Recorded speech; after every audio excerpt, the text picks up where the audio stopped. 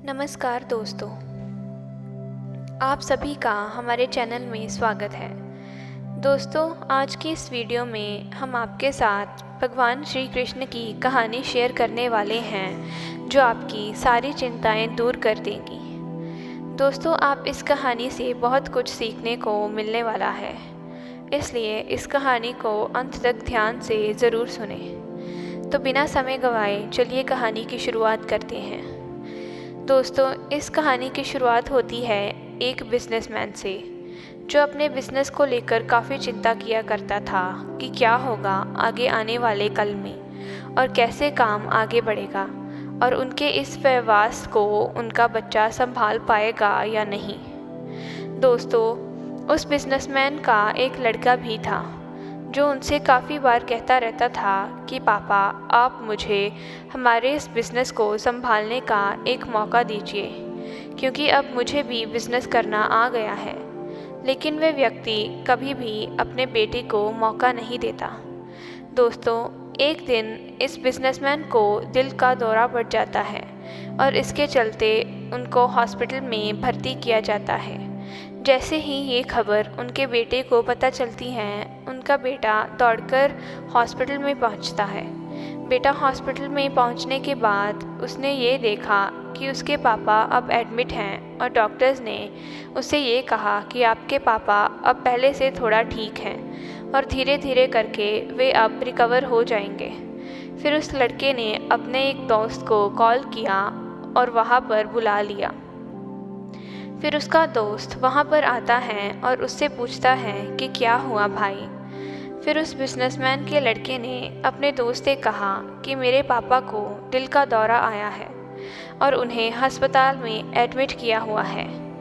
इसके बाद उस बिजनेसमैन का लड़का अपने दोस्त से कहता है कि चल ना, ज़रा बाहर चल के आ जाते हैं, बहुत देर हो गई है इधर। और फिर वो दोनों अस्पताल से बाहर चले जाते हैं। जब वे दोनों अस्पताल से बाहर निकले तब उनको एक आइसक्रीम वाला दिखाई देता है। फिर उस बिजनेसमैन के लड़के ने अपने दोस्त से कहा कि भाई आ जाओ, आइसक्रीम खाते हैं। ये बात सुनकर उसका दोस्त थोड़ा चौंकता है और मन ही मन कहता है, अरे ये क्या पागलपन है, पापा अंदर भर्ती हैं और ये यहाँ पर आइसक्रीम खाने की सोच रहा है। फिर उन दोनों ने आइसक्रीम खरीद ली और वे दोनों आइसक्रीम खाने लगे। लेकिन उसका जो दोस्त था ना, उससे ये रहा नहीं गया और उसने अपने दोस्त से पूछ लिया कि भाई, मुझे समझ नहीं आ रहा कि तुम्हारे बिज़नेस का आगे क्या होगा और तुम्हारे पापा की तबीयत भी ठीक नहीं है और तू यहाँ आइसक्रीम खा रहा है, मुझे कुछ समझ में नहीं आ रहा। फिर ये जो बिजनेसमैन का लड़का था ना, और उसने जो बात कही उसे आप ध्यान से सुनिए।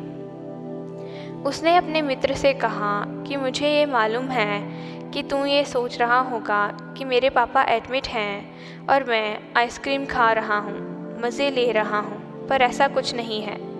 मैं भगवान श्री कृष्ण का बहुत बड़ा भक्त हूँ और उनकी दो बातें हमेशा अपनी ज़िंदगी में याद रखता हूँ। पहली बात जो हम सबको पता है कि काम करना है और फल की चिंता नहीं करनी है, इसलिए जो होगा देखा जाएगा। मैं सिर्फ अपने काम पर ही फोकस करूँगा और फिर बिज़नेस भी अच्छा चलेगा।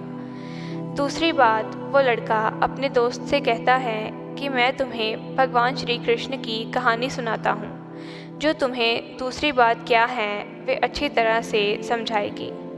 भगवान श्री कृष्ण जी की जो पत्नी थी जिनका नाम रुक्मिणी था, उनको जब पहला बेटा हुआ था तो उसका नाम प्रद्युम्न रखा गया था और प्रद्युम्न के जन्म के 10 दिन पश्चात ही प्रद्युम्न का अपहरण हो गया। प्रद्युम्न के अपहरण के कारण रुक्मिणी नाराज़ और उदास रहने लगी कि क्या हो गया है। भगवान श्री कृष्ण रुक्मिणी जी से कहते हैं कि चिंता मत करो, क्योंकि प्रद्युम्न जहाँ पर भी होगा वहीं पर ठीक होगा।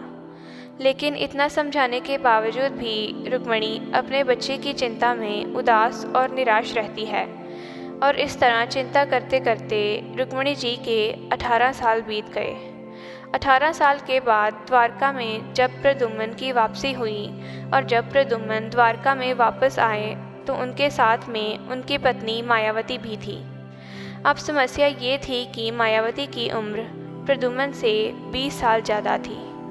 वहाँ रुक्मिणी पहले तो खुश हुई कि बच्चा वापस आ गया और फिर से दुखी हो गई क्योंकि इतनी बड़ी लड़की से शादी की।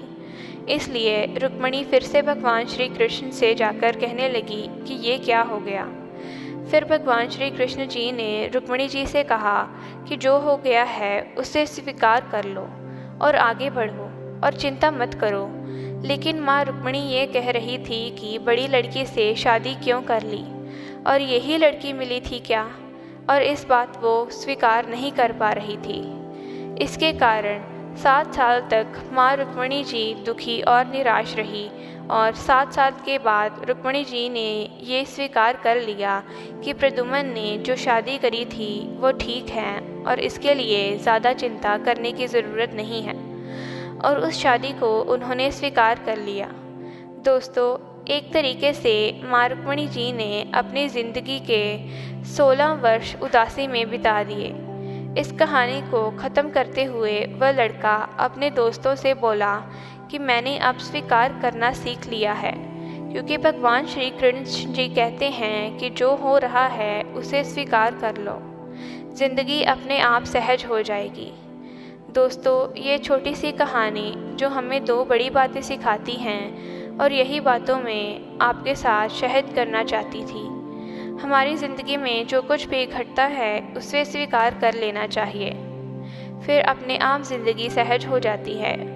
हमारे नियंत्रण में जितनी भी चीज़ें होंगी उन चीज़ों पर तो हमें ज़रूर नियंत्रण रखना चाहिए, लेकिन जो चीज़ें हमारे नियंत्रण से बाहर हैं उन चीज़ों को हमें स्वीकार कर लेना चाहिए। अगर हमने स्वीकार नहीं किया तो हमें भी माँ रुक्मिणी की तरह बहुत सालों तक उदास रहना पड़ेगा। आज की ये कहानी आपको कैसी लगी कमेंट में ज़रूर बताएं, और यदि कहानी अच्छी लगी तो लाइक, शेयर और सब्सक्राइब ज़रूर करें।